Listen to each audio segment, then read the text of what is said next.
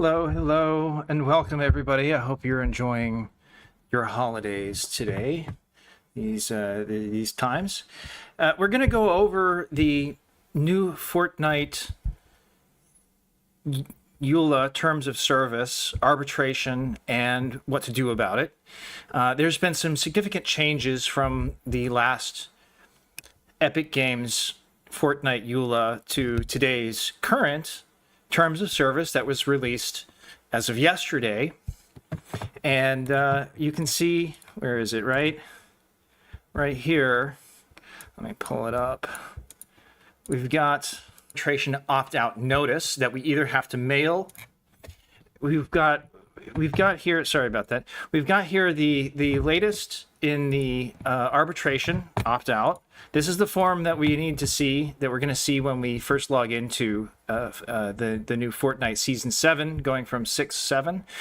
And as you can see, there's some changes. We have to actually agree to the terms of service before we play Fortnite.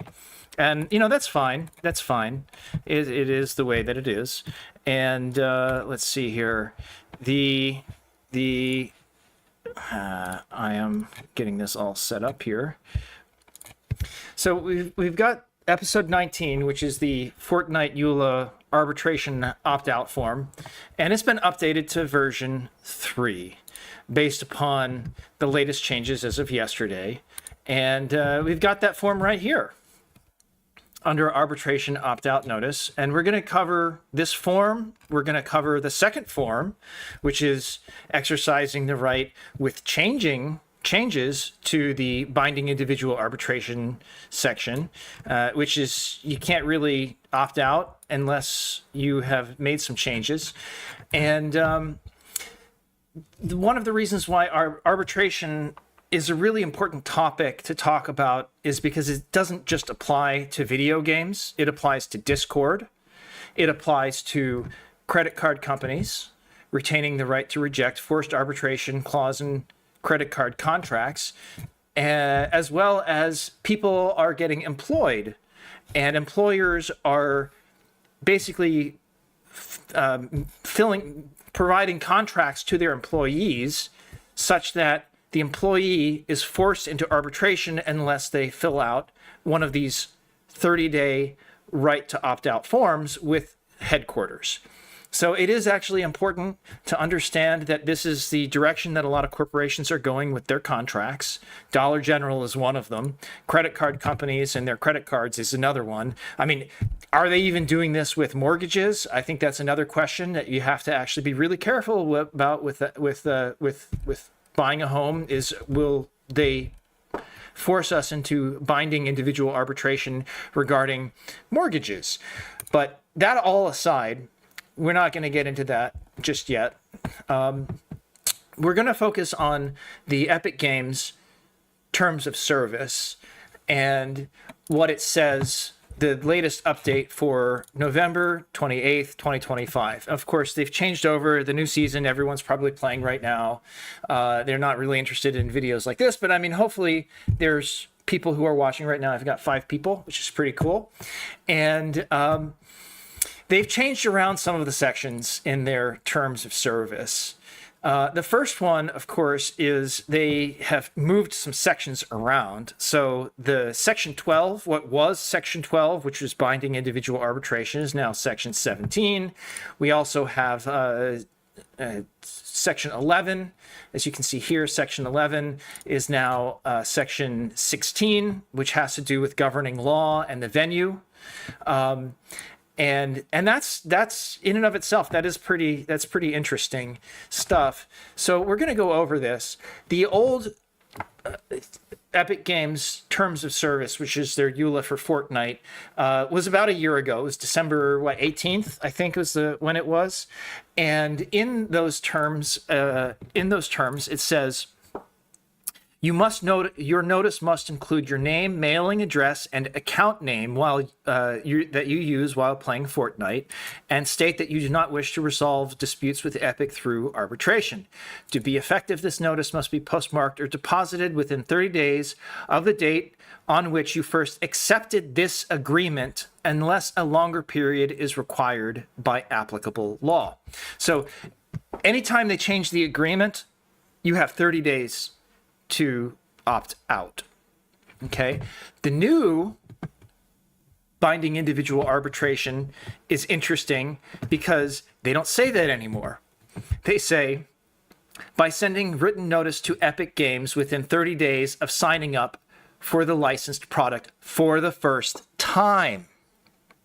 So even if people filed their opt-out form from the last agreement, this new updated terms of service invalidates what was, because if you didn't sign up within or opt out within the first 30 days, then you had 30 days within the agreeing to the or consenting to the agreement, right? Opting in and then opting out.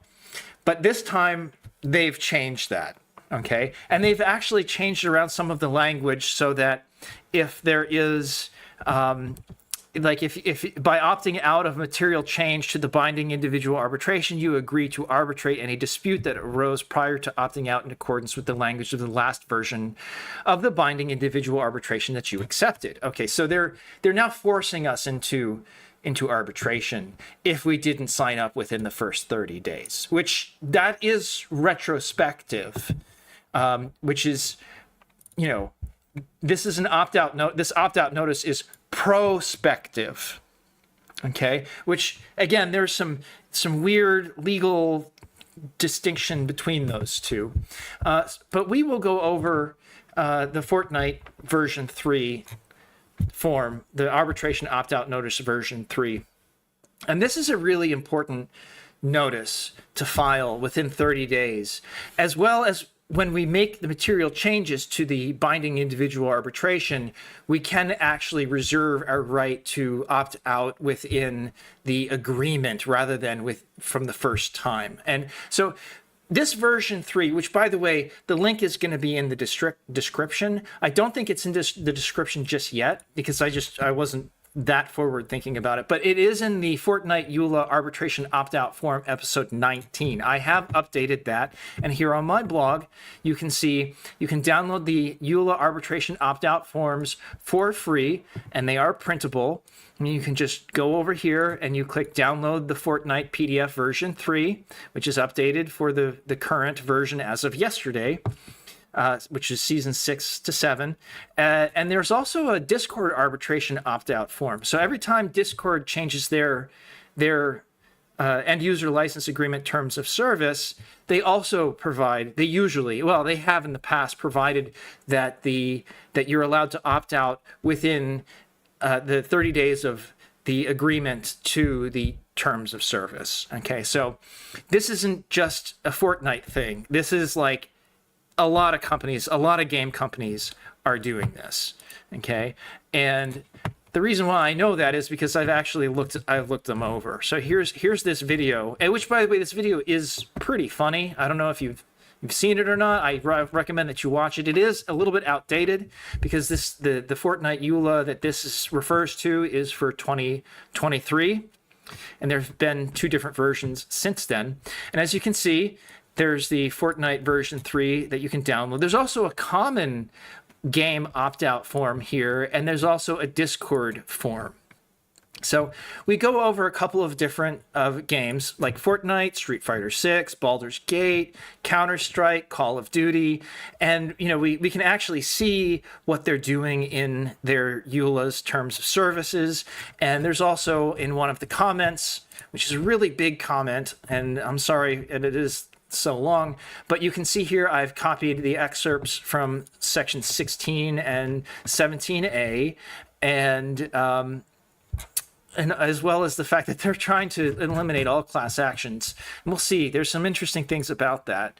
And so here we have there's 2 different forms to file within this arbitration opt-out notice PDF. Okay, the first one is for when you sign up for the licensed product for the first time within 30 days. So this is the 30-day notice of filing to opt out of arbitration within the 30 days of signing up. Okay, and the second form we have provides for changes, the following material changes to Section 17 binding individual arbitration. And we'll go over those changes, and we'll go over some of the sections as well. And then also there's a certificate of service built in, and there's also supplemental information about Wake County, which is where they would like to resolve disputes when it comes to courts. Okay, so the first form is interesting. Like I said, this is the form that new users would use to opt out of arbitration and reserve their right to court. And in this form, we need to provide, let me go over here. Oh, that's the old one. Here's the new one. In the new form, we have to provide the end user's full name, the Epic Games account, and an email address. Now, one of the changes here is that in the old one, it wasn't an email address, it was a mailing address.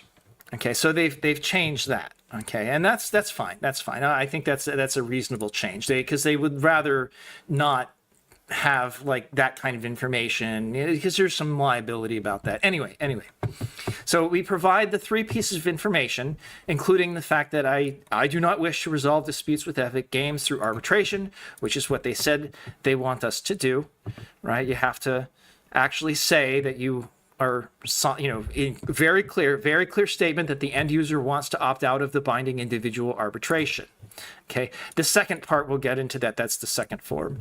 Okay, so this is the exercise of the right to opt out of binding individual arbitration requirement within 30 days of signing up for the licensed products for the first time. Now, we are going to use uppercase subsections rather than lowercase, and that's for clarity. You'll see why in just a few minutes. Here we go. This is the reason why we're using uppercase. So there's 4 subsections in this, and the first subsection 1 is, by initializing this line, I exercise the right to opt out of and not be bound by subsection 17L class action waiver provisions, which is not subsection 17F as set forth by subsection 17A. Now, the reason why this is really important is we're going to go over here to the latest Fortnite EULA terms of service, and you can see here, but not the class action waiver set forth below in subsection 17F. Now, the reason why that's important is because if we scroll down here to subsection 17F,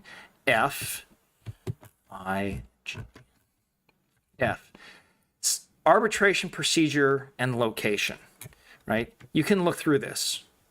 There's nothing in here about class action waiver.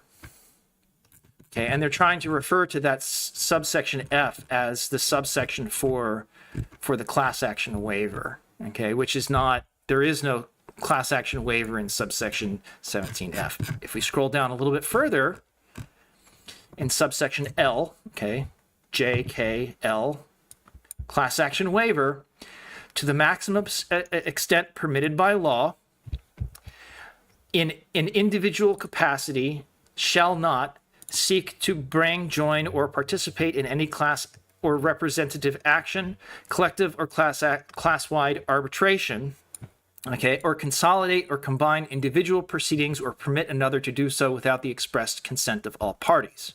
Okay, so in other words, if you want a class action, you have to get permission rather than just doing it. Like, you can't just request that a court make a court case a class action if more than just yourself are being affected by it. So I kind of hope that if someone doesn't get fired over this at the legal team, then someone is going to get severely reprimanded for leaving subsection 17F rather than subsection 17L, which is kind of interesting in and of itself. Okay, so that is one of the reasons why we can actually reserve our class action. But then again, they do say that class action is limited, but then they just misrepresented which section. So it may or may not be valid if and when we get to a court, if and when there is a dispute. Hopefully that will never be the case, but that's not the reason why we file it. We file these kinds of things to reserve our right, to court, to jury trial. Although that's a part of the interesting thing is jury trials are not allowed under this new EULA, which again, kind of weird. The judge would be acting as the jury. So there's no actual representatives or people like us sitting in court making the decision. So subsection 2, section 2 on the letter. By initializing this line, I do not waive the privilege of arbitration. The exercise of arbitration does not limit the right and exercise to dispute resolution by other methods at any time. Arbitration is voluntary and its decisions are not binding. Meaning, if you want to do arbitration, you can. Just because you are opting out of the forced arbitration doesn't mean that you cannot do it. Meaning, if it is cheaper to do arbitration and you have a good sense that arbitration will side with you rather than with the corporation, Fortnite, Epic Games, then you can do arbitration. And if you don't like the decision, then it's not binding.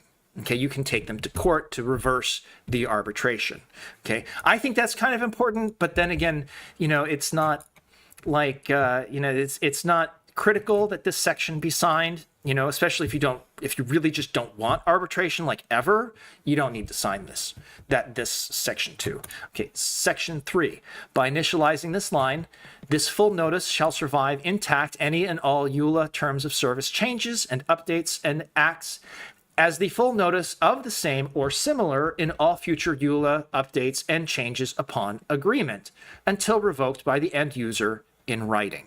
So this is the durability aspect of this. Now, of course, when we had the whole Fortnite thing being like, you have set forth in this agreement, you have 30 days to opt out from the point of agreement rather than from the first time you sign up. So durability was much more important when they did not say that you had to do you only had 30 days from when you signed up rather than from when it was agreed to. But you'll see how even though that this is less important here in this first one, it's very important in the second letter within this PDF regarding the changes to the binding individual arbitration. The last section, section 4, by initializing this line in compliance with section 16, governing law and venue for any non-arbitrable disputes, I agree to waive any jurisdictional, venue, or inconvenient forum objections to law of peace, common law courts, including, without limitation, Superior Court of Wake County, North Carolina, and United States District Court for Eastern District of North Carolina. Nothing is construed against Epic Games, Inc. as law of peace is maximally benefits both parties compared to law of war. See Appendix, Section 4, Supplemental Information. And lastly, here's a little paragraph that summarizes everything, basically. I wish to be able to decide methods of dispute resolution in each instance without being bound by the binding individual arbitration requirement. I recognize and affirm that informal resolution, then small claims court and arbitration, and finally judicial hearings typically are the least costly options for all parties in that order. Now, download this, fill it out, sign it, and mail it in. If obviously within the first 30 days, if you've just signed up. Now, one of the things that is included with this form is a certificate of service, and you might want to consider including a certificate of service, especially if you are a big content creator. You definitely want to include this if you are a big content creator because of the fact that this is proof that you sent them the form, the arbitration opt-out notice form. Okay, this is proof that you sent it. Okay, you would fill out the date. You'd write, USPS prepaid mail. Okay, and you'd put your name. And then if you're in the United States, you would check the second box. And if you're without the United States, you'd check the first box. Now, keep in mind that real human beings are not citizens. Real human beings are not nationals. Those are artificial constructs. And so if you consider yourself to be a human being without legal identity or presence, then you would be naturally without the United States. So, and that's the law. Title 28, United States Code, Section 1746. Okay, so we're going to get into the Section 4 supplemental information after we go over the second form. The second form is interesting because it is opting out of material changes to this. And you'll see the effect of what the material changes are in just a minute. Okay, so this one, it's basically the same thing. The differences are in the first paragraph. I'm exercising the right to opt out of the binding individual arbitration BIA requirement as per subsection 17A, your right to opt out. Last accepted BIA of Fortnite, EULA, December 17th of 2024, by exercise of its opt-out terms within 30 days of agreement, and opting out of material changes. See Section 5 below.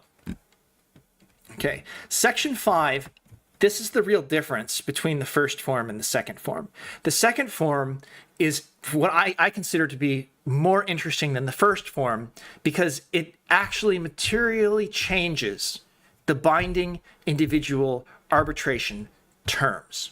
Okay, first, by sending in subsection A, paragraph 1, we remove by sending written notice to Epic Games within 30 days of signing up for the licensed product for the first time. That gets removed. Okay, so you don't need to abide by that if that's something that you opted out of, then it's not a part of the terms. Subsection 17A, paragraph 2. Once the 30-day period has expired, is removed, as well as, and explained below, you will remain bound by the arbitration agreement you accepted without opting out of it. Okay, so this is really an explanation. It's not really like a statement. It's like this is as explained below, right? Like this is just kind of a reference to what they're trying to do. Now, the thing is they have failed at doing that. There's reasons why they failed at doing that, and that comes down to subsection 17A, paragraph 3. If opting out of a material change, the notice must also identify the specific material change of which you want to opt out.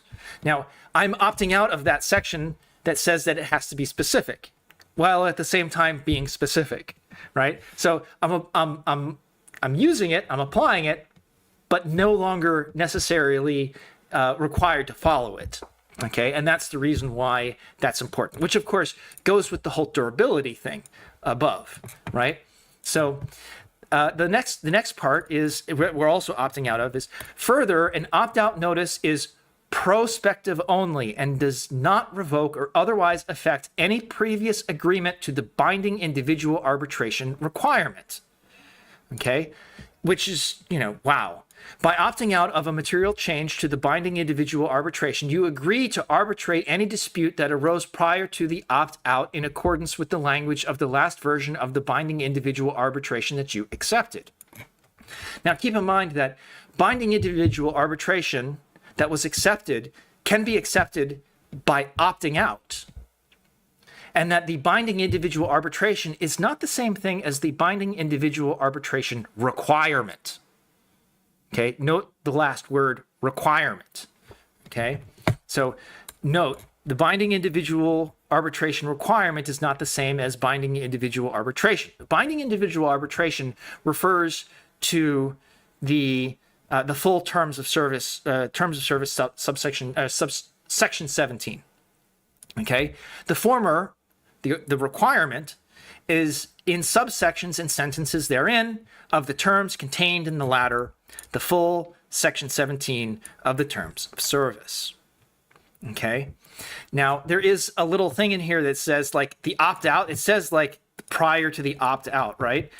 This opt-out does not specify if it is the material changes opt-out or arbitration opt-out, and must be interpreted it as both, because there's a little thing up there that says this Section 17 will be interpreted as broadly as applicable law permits. So when they say that arose prior to the opt-out, are you opting out of either the material changes or the arbitration opt-out, right? Both, technically, is what they are saying. Okay. Lastly, the accepted version of the BIA was in December 17th of 2024, Fortnite end user license agreement via retained Epic Games account because you kept using it. Okay. And the exercise of the right to arbitration opt-out by letter within 30 days of agreement, or you just simply didn't do that. You didn't send them a letter and you accepted their arbitration. Now, hopefully you didn't do that, but this, opting out of these material changes does actually fix that. Okay, so one of the things that's interesting also to note is that the controlling language of these terms is English. That's not correct. And it's not necessarily even enforceable. The controlling language is legalese, which, by the way, is defined in Black's Law Dictionary, edition 9 on page 976, because legal definitions take precedence over English definitions. So, and then of course, then there's the last little bit about how you want to, what is the priority of how to resolve these disputes. And then of course you sign. There is a copyright at the end, which is, I think that's important because your signature is your artwork. And as your artwork, it should be copyrighted. Now, you can put your signature on the bottom of a painting and next to your signature should be a copyright, but you're not necessarily copywriting the painting, you're copywriting your signature, which is the most important thing when it comes to legal. So lastly, in this page 2 of E.G. Rue v3, which is Epic Games' right to opt out, it actually says exactly what the subsection 17A says when all of the things above are removed. Okay? And this is how it reads. And when you read this, it's interesting because all of the really critical things are left in, and all of the things that are written against the end user are removed. Okay, so you can read that; it's very interesting. And then, of course, the certificate of service. The supplemental information is probably one of the more interesting aspects of it. So the Section 4 is in both of the letters. The first letter for 30 days, and then the second letter, which is if you are just opting out of the material changes and then exercising your right to opt out because of the agreement, when you agree, right? So you can actually go back and say, well, within 30 days of agreement is what the last one said, and that's still binding. They said that it's still binding. And because it's still binding and that section is removed, then obviously it's still binding. Now, lastly, like I said, Section 4, supplemental, there are actually 2 separate, exclusive, distinct jurisdictions within Wake County. One is law of peace on the land at the substantial common law, and the other is law of war, which is color of law, right? It's the appearance of law without the substance. It's appearance of law without substance. And the law of war, color of law, operates under emergency powers and the United Nations authority. And I know that sounds kind of like out there, but it isn't. There's actually a lot of very deep research that I've done to point out that there is something really strange going on between courts and the United Nations. And I don't like calling them courts, they're more courtrooms, but we'll get to that. The Epic Games Terms of Service, which was updated November 28th, 2025, does not specify which jurisdiction we are agreeing to in submitting.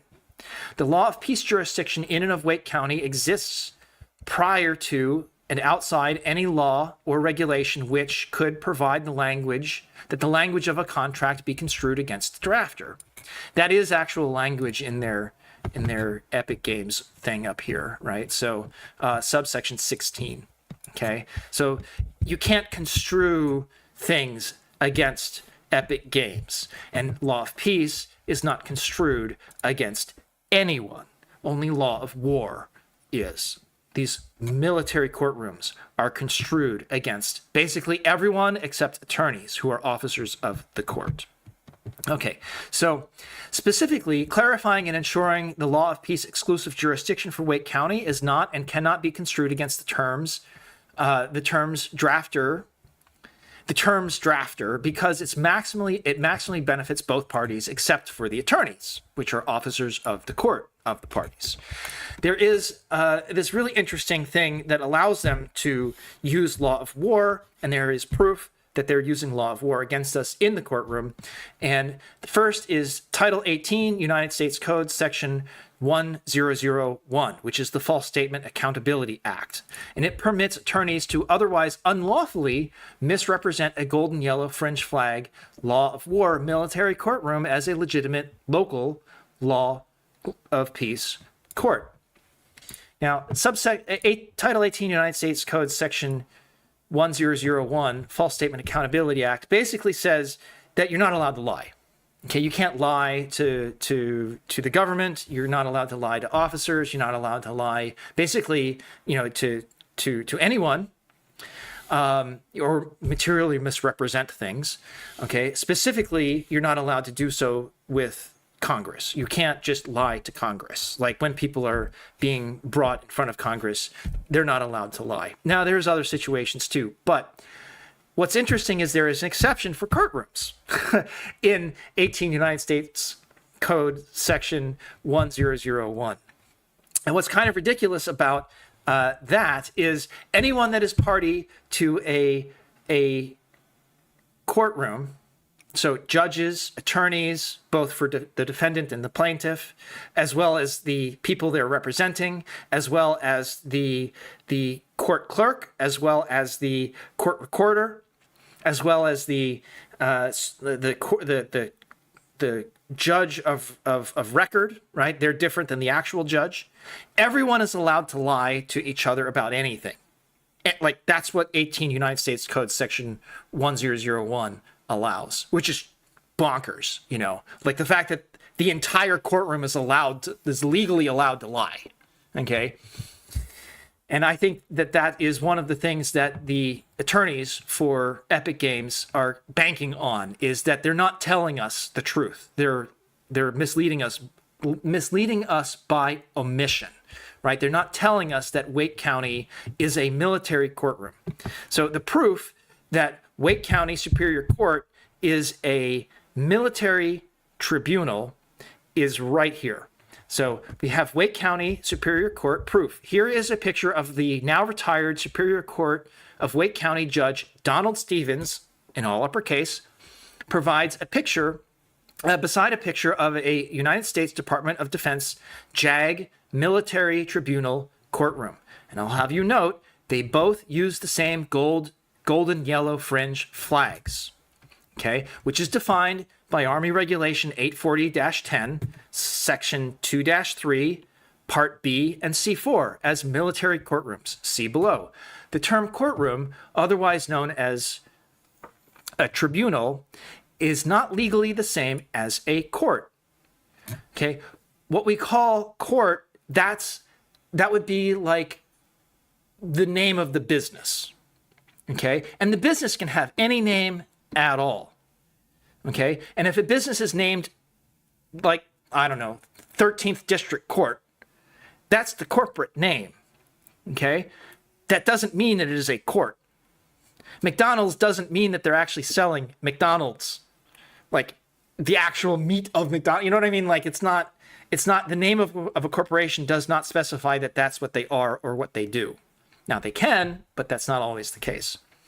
The attorneys, as officers of these color of law courtrooms, appear to intentionally, knowingly, and willfully misrepresent courtrooms as courts by semantic word deception in Epic Games Inc. EULA and Terms of Service, section 16, unless attorneys did actually mean legitimate law of peace courts, which is naively presumed by users. Naming a corporation a court doesn't change it from operationally being a military courtroom.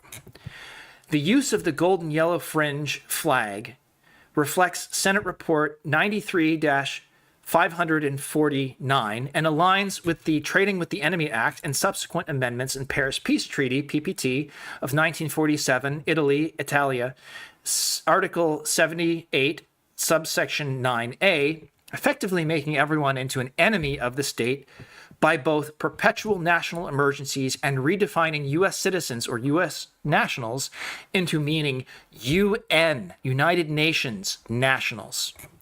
United Nations nationals are permitted competent national military tribunals by the UN Universal Declaration of Human Rights, Article 8, as a Paris Peace Treaty, Article 78, Section 9A, enemy. We are all considered enemies. This is the reason why everyone is treated as if they were guilty until proven innocent, despite the fact that they're not. That's not what they say. They say, of course, everyone is innocent until proven guilty. And it's like, well, then why do we keep them locked up before court cases?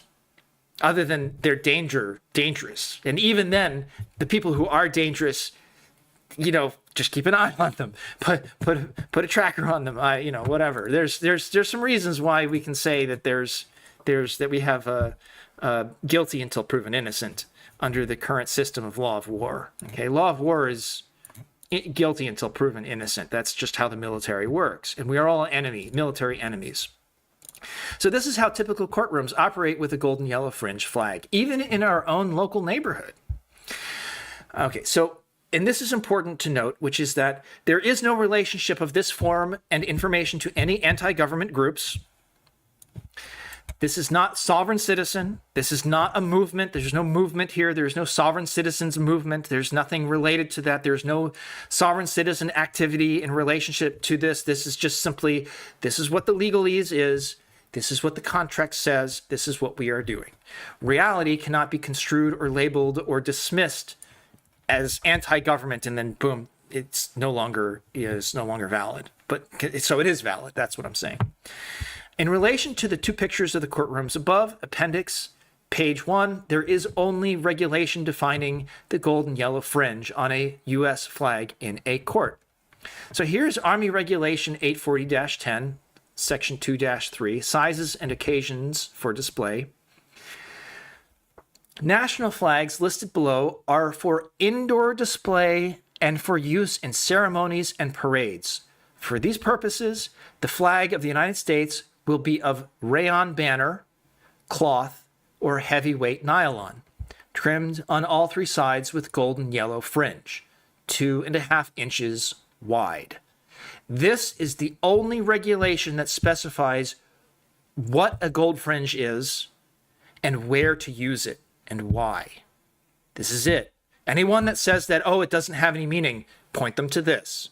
Anyone that says that, it's just decoration, ask them, yeah, but that decoration has meaning. What is that meaning?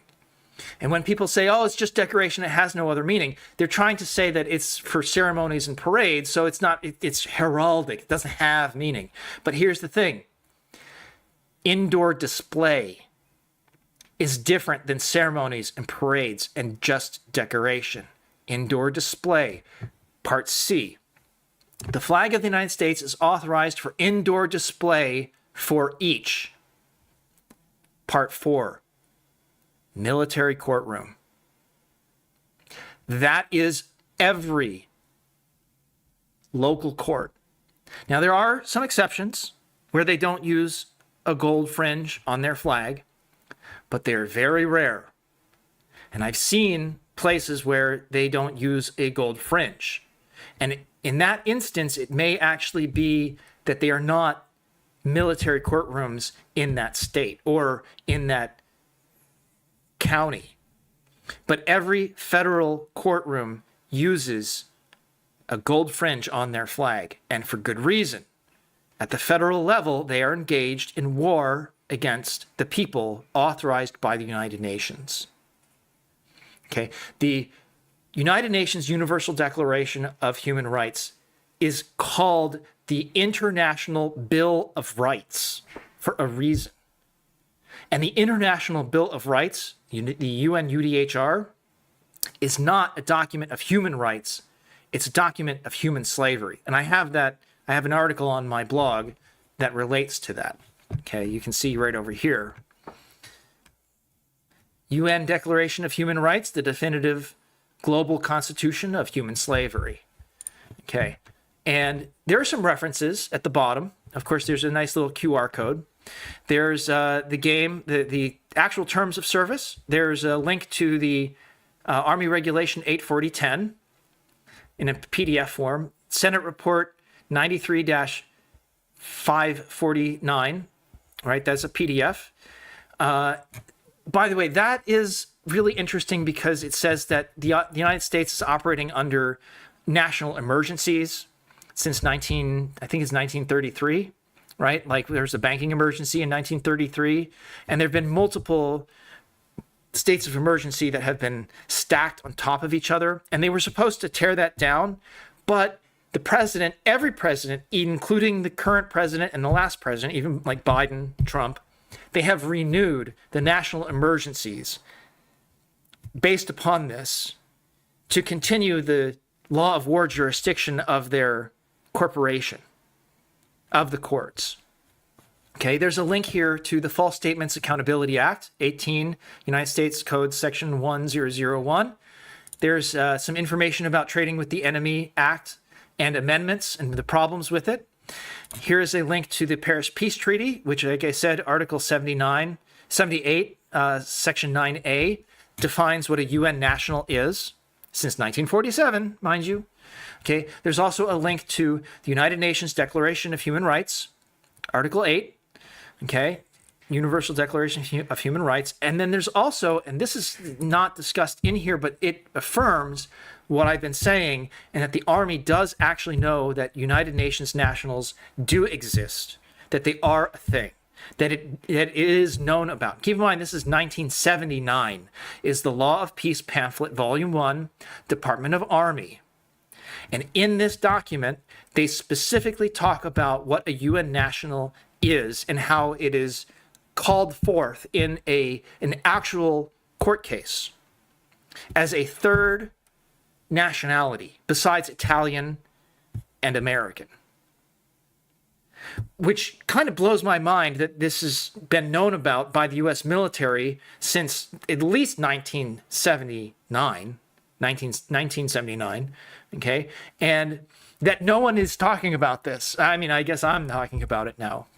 And the last point that I want to make is Black's Law Dictionary, the term attorn, okay? Because we talk about attorneys, right? And attorneys, what do attorneys do? They attorn.